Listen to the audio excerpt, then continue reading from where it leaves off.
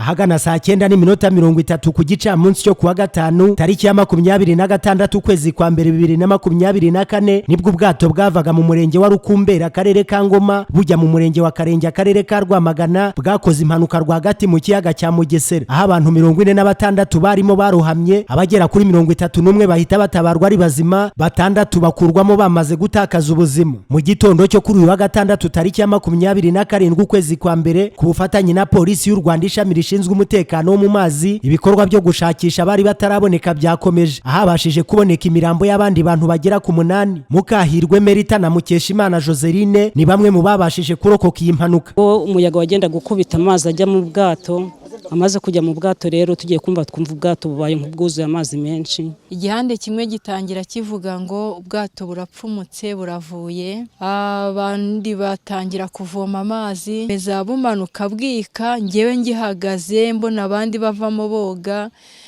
ku ndunduro ya nyuma nibwo amazi yangeze mu ijosi mu kanya nk'ako guhumbya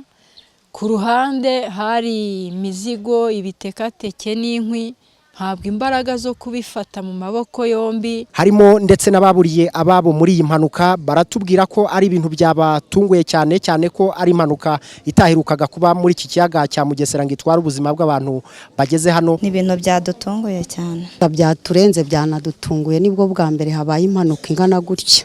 Ni inkuru incamugongo ntababona uko bisobanura ni ibintu biteye agahinda cyane ko n'umugore wanjye nawe nyina uwo mwana w'umuhungu wanjye nawe yaguyemo ariko yabashe kurokoka harimo gupakira birenze urugero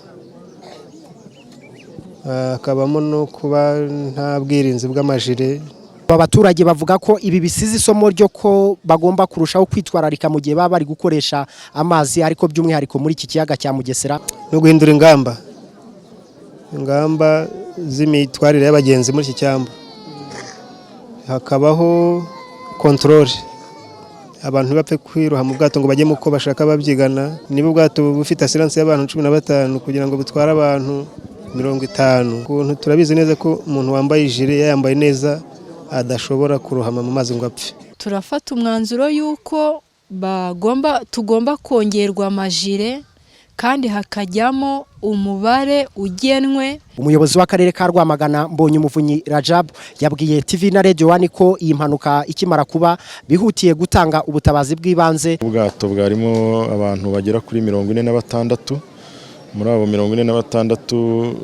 nyuma y'uko ubwato burohamye twabashije kurokora cyangwa gutabara abantu 31 ubu habonetse abantu bakuru 11 ndetse n'uduhinja 2 ubwo bivuze yuko bose hamwe bamaze kuboneka ari imibiri 13 tukaba dutegereje imibiri 2 itari yaboneka marine irimo gushakisha. Uburangare bwo bwabayeho bwo wari utwaye ubwato kubera yuko yari yarengeje cyane umubare w'abagomba gutwara haniyongereyeho n'imizigo. Meya Mbonyumuvunyi yavuze ko ibi bisize isomo ryo kurushaho kwitwararika mu buryo amazi akoreshwa ariko asaba abaturage kurushaho kugenzura nabo ko byubahirizwa. Tumwe twaha abaturage nuko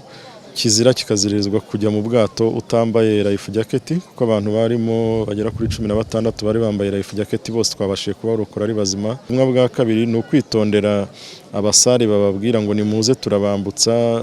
bakarenza umubare kamba twashyizeho nuko dusanganywe andi mato hano azajya afatanya n'abaturage n'abarobyi kugira ngo bajye badufasha kureba no gukurikirana bya hafi yuko hari uwajya kurenza umubare w'abapakira. Ubwo iyi nkuru yamaraga gutunganywa abagera kuri 14 nibo bari bamaze kumenyekana ko baguye muri iyi mpanuka y'ubwato mu kiyaga cya Mugesera. Umuntu umwe niwe byakekwaga kakiri hasi mu mazi ku bufatanye n'inzego z'ubuyobozi n'iz'umutekano abitabye Imana bahise bashyingurwa. Ni mu muhango wari witabiriwe na Minisitiri w'Ubutegetsi bw'Igihugu Jean Claude Musabyimana, Minisitiri w'ibikorwa remezo Dr Jimmy Gasore, Guverineri w'Intara y'Iburasirazuba Pidance Rubingisa n'abandi bayobozi bakuru mu nzego z'umutekano. Nitwa Jean Baptiste Nkurunziza TV1 mu karere ka Rwamagana.